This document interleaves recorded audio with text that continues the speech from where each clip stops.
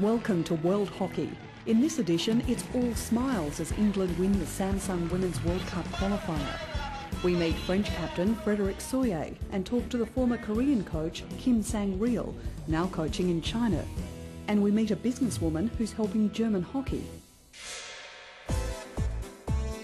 World Hockey's Global Youth Marathon was held last month with more than 50 nations staging events to introduce new players to the game. In Croatia, more than 100 people took part in the weekend of activities at the hockey centre in Zagreb, with children as young as 5 and people aged over 70. In the Sultanate of Oman in the Middle East, new players mingled with veterans of the game at the Sultan Qaboos Sports Complex in Bushehr. Experienced players taught youngsters, disabled people and a group of VIP visitors about the skills of the game. It was a fun atmosphere at Club Ciudad in Buenos Aires.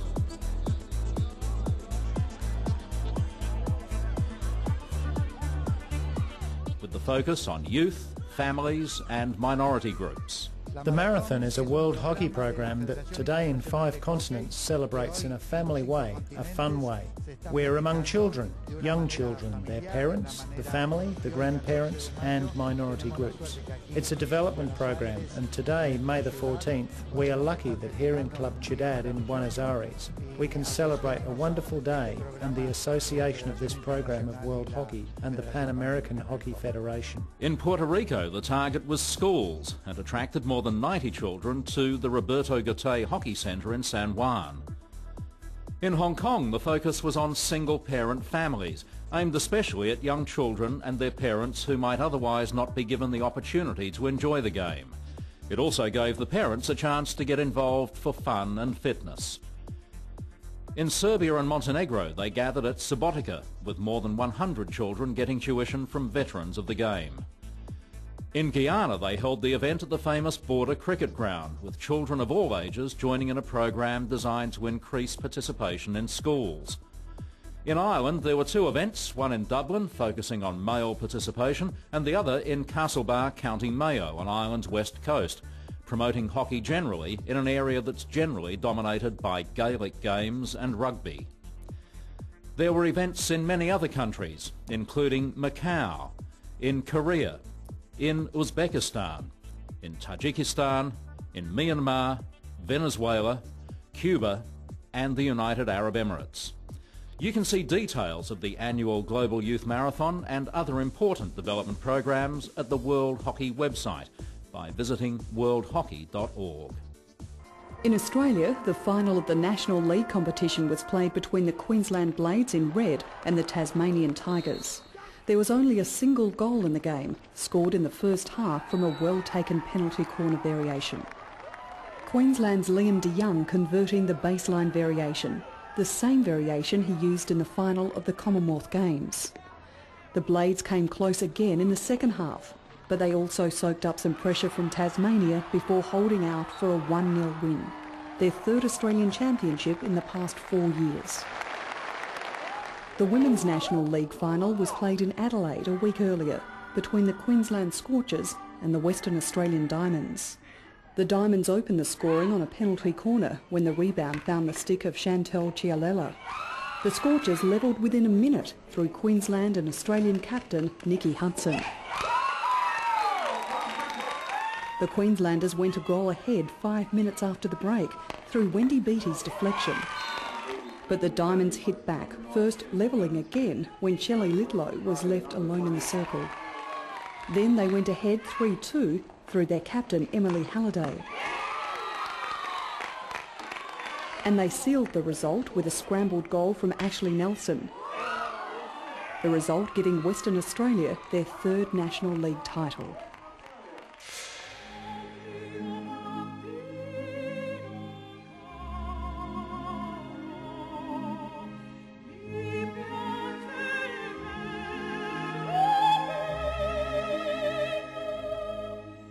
The city of Rome was the venue for the Samsung Women's World Cup qualifying event.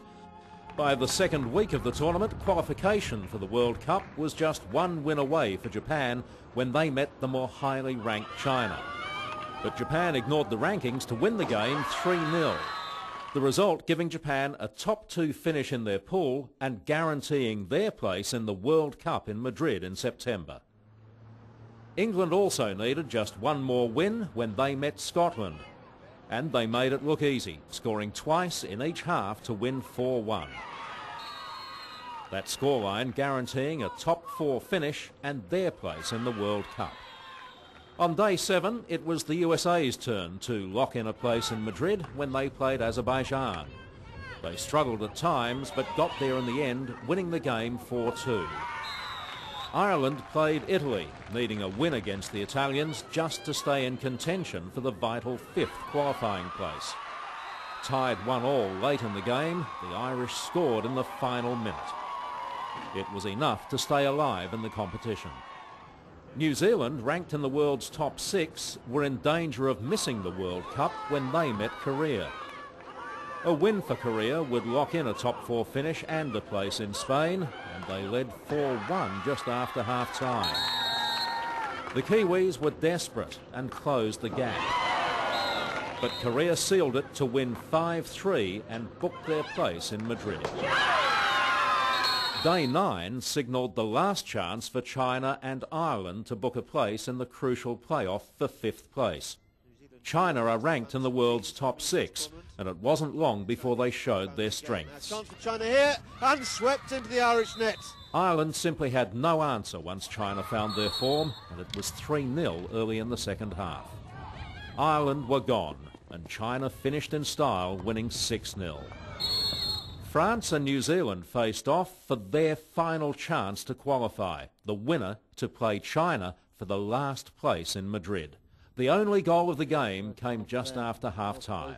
Really? Oh, what a goal! New Zealand, depleted by injury and withdrawals from their squad, were desperate.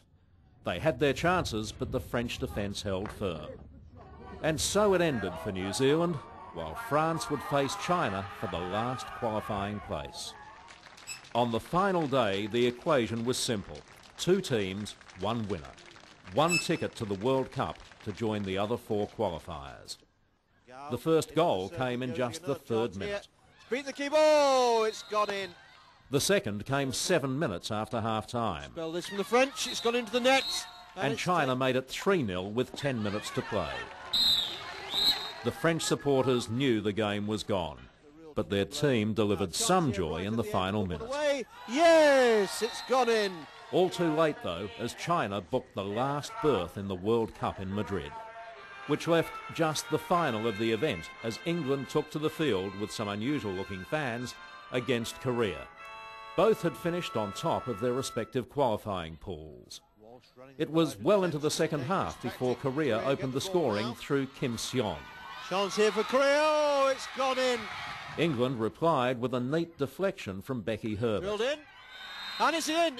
And they sealed the win with a scrappy goal late in the game. Nice turn. Shot goes, oh, it's crept in. The 2-1 scoreline giving England a boost heading to Madrid, along with Korea, the USA, Japan and China. Coming up on World Hockey, French and Fantastique, Frédéric Soyer in profile. This is the capsule that's helping German hockey players recover from injury more quickly.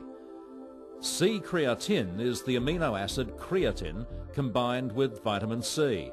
German businesswoman Britta Warnecke developed the combination, and while creatine has been used as a supplement for many years, the combination is relatively new. Das ist eine Kombination aus Vitamin C. It's a combination of vitamin C and creatine monohydrate. Creatine is found in a variety of foods, including raw meat and raw fish. So we usually have a natural intake of creatine in our diets. C-creatine in its development structure is exactly like natural creatine. Das C-Kreatin ist dem Kreatin aus der Natur nachgebaut. Creatine supplies energy from muscle contraction, and the combination, used as a diet supplement, is reported to be proving successful in reducing the time spent recovering from certain injuries. The combination of vitamin C and creatine is new and the key to its success. Creatine, with the support of the vitamin C, is producing energy in every muscle faster than any other natural supplement. German First Division player Nicole Rommel is using the supplement, as is national team player Moritz Volker. Both are being treated by leading German physiotherapist Peter Ott. From my point of view, hockey players are favoured for this treatment. They practice and compete in short endurance timeframes with much sprinting. The strikers, for example, are very often in such situations. Volker debuted for Germany in 2004, but has been hampered by ankle injuries. Sitting on the sidelines while his club teammates practice is frustrating, but he's still hoping to be selected for the BDO World Cup in Mönchengladbach in September. And he's been impressed by his progress using the supplement. You could see the results after a very short period of time. The muscle was definitely building up. The physiotherapist and I agreed that we had achieved better results in a shorter time. And the improved strength of my leg muscles supported the injured ankle. Working with sports medicine specialists, Britta Bornecker has built her home-based enterprise into a major business, with C-creatine now sold in more than 20,000 German pharmacies and endorsed by the German Olympic team. And Germany's hockey players are helping her to spread the message.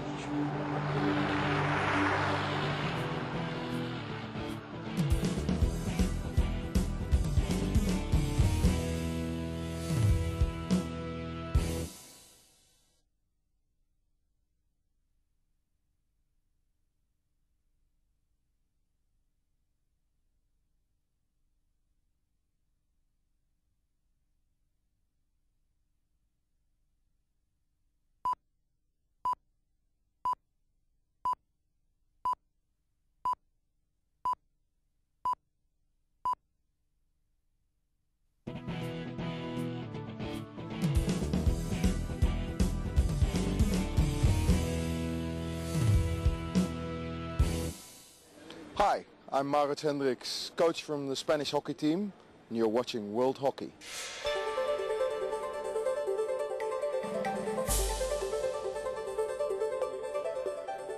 At 28 years of age and with more than 140 games for his country, the French captain, Frédéric Soyer, is one of the world's best hockey players, outdoor or indoor.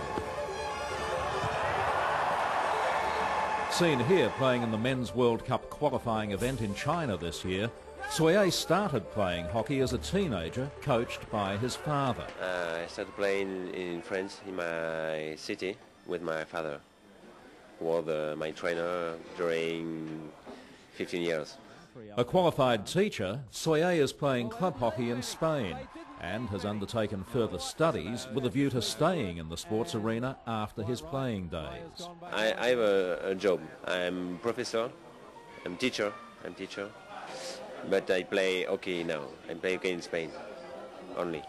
I study marketing, sport marketing, and I hope to open a fitness club. I hope to finish my career and maybe to train a national team. But before he retires, he has much to achieve. Widely acknowledged for his skills and ability to read the game, Frédéric Soyer played a key role in France's efforts to reach the World Cup. He spoke of his World Cup dream before playing in the crucial elimination final in China. For us, it's very important to play the World Cup, and it's very good to play this kind of game for us, and we improve our game now, and I think and I hope to go to Germany to play the World Cup. The dream was alive in the pool games of the qualifying event when Soyer helped France to a penalty shootout win over arch-rivals Belgium. But French hopes were shattered on the final day of the qualifying tournament when France fell to Japan. Finished with a flourish for Japan. This is better. Thomas Rosen in some space. Soyer outside. A goal down, Soyer helped France to draw level. Down quickly. Gaillard. Loose ball. And finished off by Thomas Rosen. But Japan stole the day and the final qualifying place at the World Cup. Quick shot taken, but saved by the goalkeeper, not the second time. And the captain makes it a brace and puts his team 2-1 ahead. The loss devastating for the French, and especially their captain, who played almost every minute of every game. But he still hopes to play on hockey's greatest stages. I have 28 years and I hope to play the Olympic Games in Peking, maybe in London. I hope. And he hopes to see hockey become more popular in his home nation. Okay, it's a little sport in France, and it's very difficult to know the hockey in France. And nobody knows hockey. And it's a problem now, it's a problem. It's a beautiful sport, but the TV in France doesn't like hockey, I think. Perhaps if they saw more of Frédéric Soyer, French television would have a different view of the game he loves. The Australian men hold top spot on the Sahara World Hockey Rankings after their victory at the Champions Trophy event in Chennai. The Netherlands are second after reaching the final in Chennai and sit 111 rankings points behind Australia. Germany hold on to third despite finishing fourth at the Champions Trophy. Spain are fourth and within 71 points of third place. Pakistan remain fifth in the rankings, and their Asian neighbours India are still sixth. Korea holds seventh place thanks to their top 8 Olympic finish, while Argentina are eighth. New Zealand are ninth, still holding points from their last Champions Trophy appearance in 2004, and South Africa round out the top 10 after their win at the Africa Cup. In the women's rankings, the Netherlands retain their grip on top spot. Pan American champions Argentina are in second place. Australia move up from fourth to third after their silver medal at the Champions Trophy and their Oceania Cup title. Olympic champions Germany are number 4. China hold fifth after their bronze medal performance in Canberra, and New Zealand's win in the Champions Challenge keeps them in sixth. Korea are seventh in the rankings, ahead of Japan, who are eighth. England are currently ninth, and Spain round out the women's top 10.